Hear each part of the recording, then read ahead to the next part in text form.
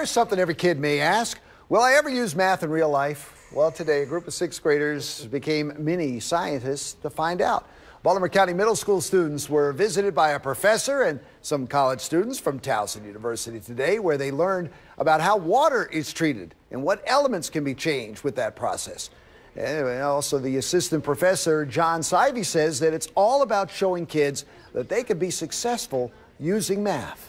If we can put in the hands of middle school students activities that they can do in a hands-on manner to motivate them to see that the math that they're learning right now in middle school has applications for real scientific careers, that is a real motivator for a lot of these students. And today's program is part of a $500,000 grant from the National Science Foundation to get kids excited about going into scientific fields. Making it relevant.